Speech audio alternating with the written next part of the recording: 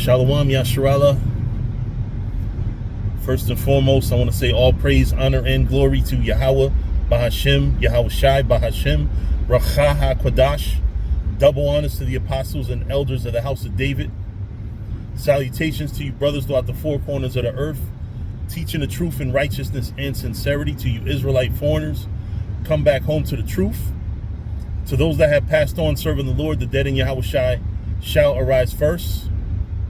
To those sisters who believe, keep supporting your young, your brothers, husbands, cousins, or pretty much your Hebrew Israelite brothers that are just out there teaching the word, risking our lives, and always keep in remembrance the sister who washed Yahweh Shai feet in the scriptures.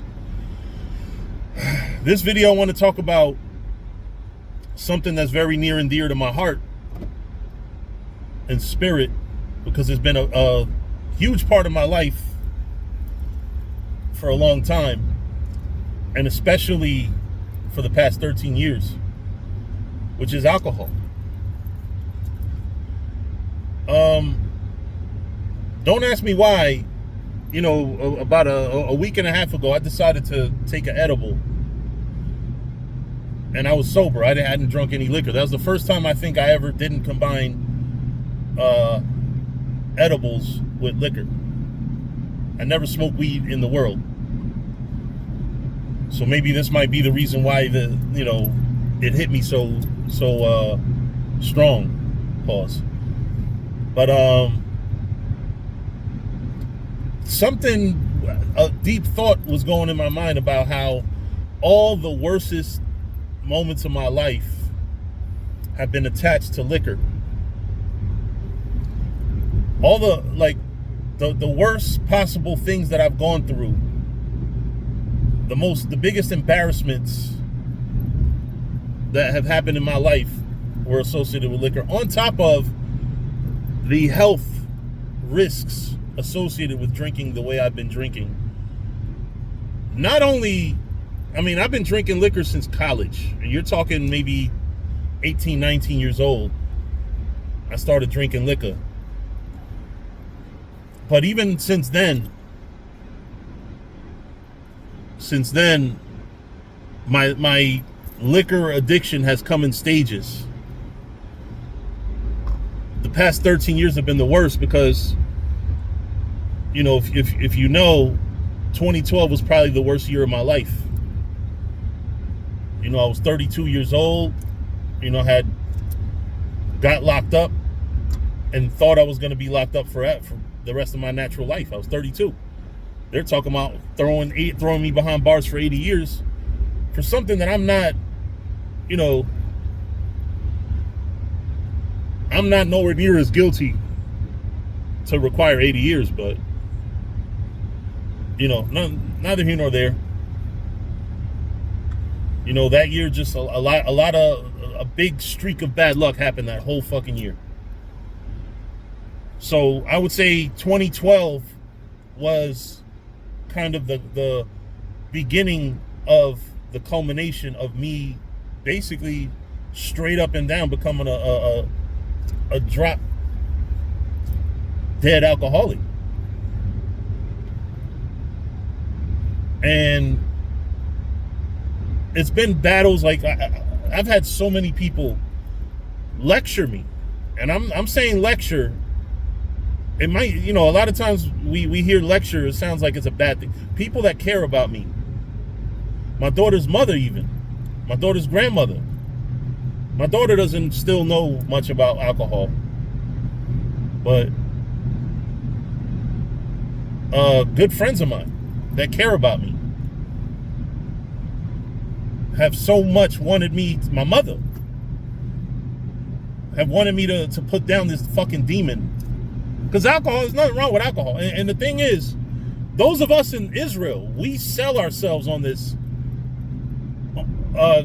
give strong drink to him that's ready to perish.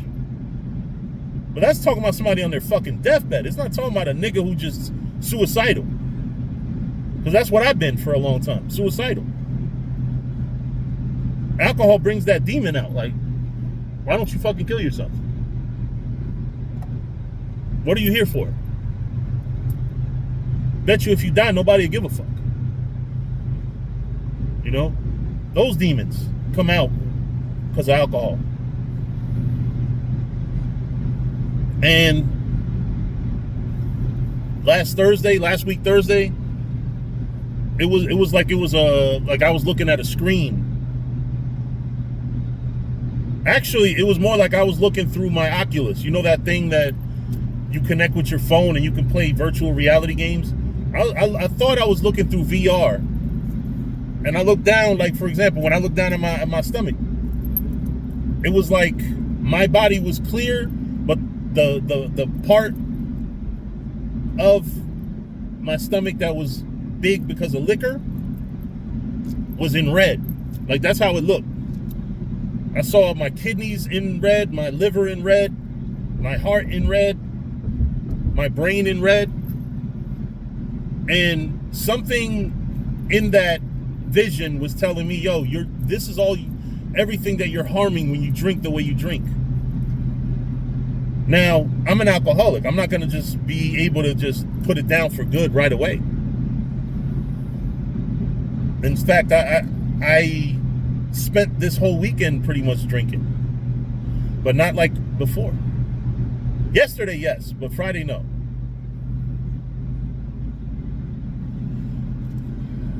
And I've just come to a moment in my life where I realized, like, yo, you want to be saved out of here, or you want to fucking die and be one of the hopeful dead in Yahushua that arise first? You know, and then I'm looking at my father. My father, a lot of y'all don't know, my father's he's in rehab right now.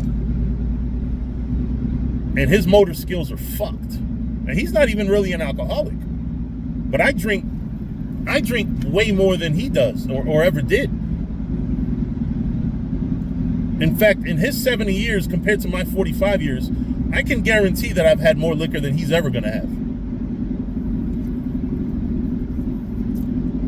And he's had a heart attack, and he's otherwise healthy. I mean, he eats the pork and shit. You know, he doesn't follow the law, of course. He doesn't believe that we have to follow the law. You know, but he's otherwise healthy. Oh, I'm sorry, he also smokes. And he took the fucking jab. Which I'm not going to go into on video about what, you know, which of those I think is the cause of his heart attack, but definitely it could be a combination of all of those.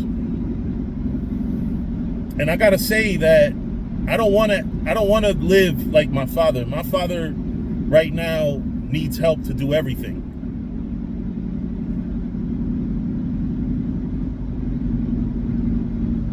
You know, I literally just left him now.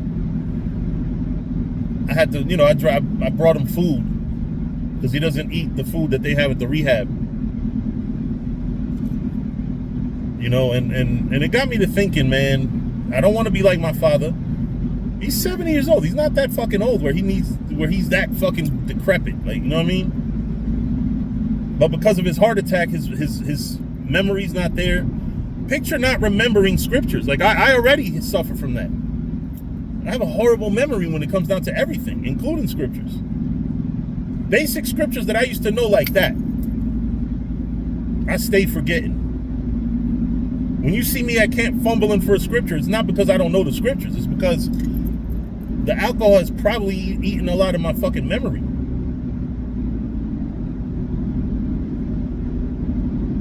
And I'm a 45-year-old man telling y'all, you know what I'm saying? Imagine how bad you're going to get later on in life.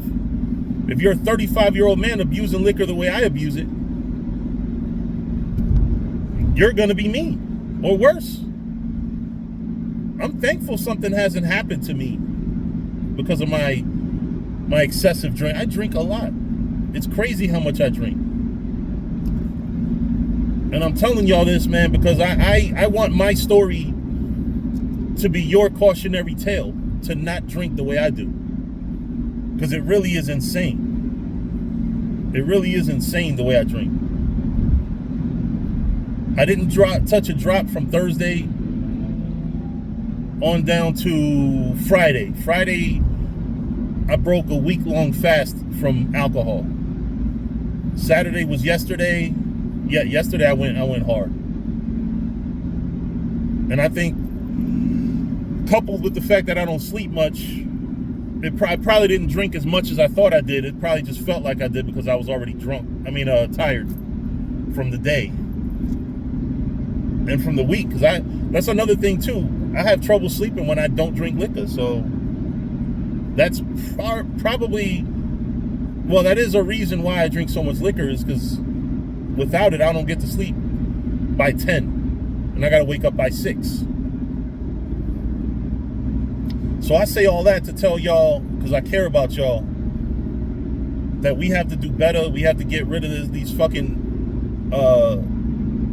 desires to get drunk, get high. For those, well, you can't be an Israelite and get high unless you take an edible, which doesn't really do anything bad to you.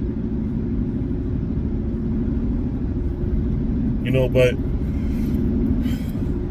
for those of you that are suffering through alcohol abuse or any type of substance abuse, it's worth it.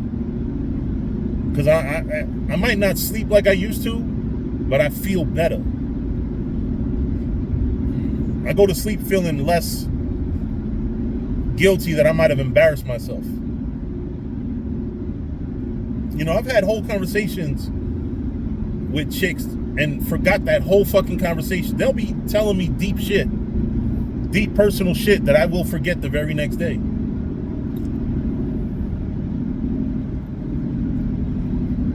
That's how bad the drinking is. So I say that to tell y'all, man, listen, let's do better. Let's love ourselves and overcome this fucking demon, because all that alcohol is a fucking demon. I'm not telling you don't drink, don't indulge, but don't go crazy like that. Don't go crazy. Wake up with headache. I mean, I don't wake up with headaches, but alcohol is not where it's at, man. Alcohol is not where it's at. You know, we want to be aware of ourselves, in control of ourselves, in control of our emotions, patient. With alcohol, when you're drunk, you have no patience. You know, but anyway, with that, I'm going to say shalom, and hopefully, Israel, we do better. We learn to do better and not quit alcohol altogether necessarily, but, and if you could, do it.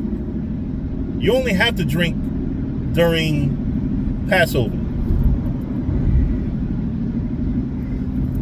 But with that, I'm going to say shalom.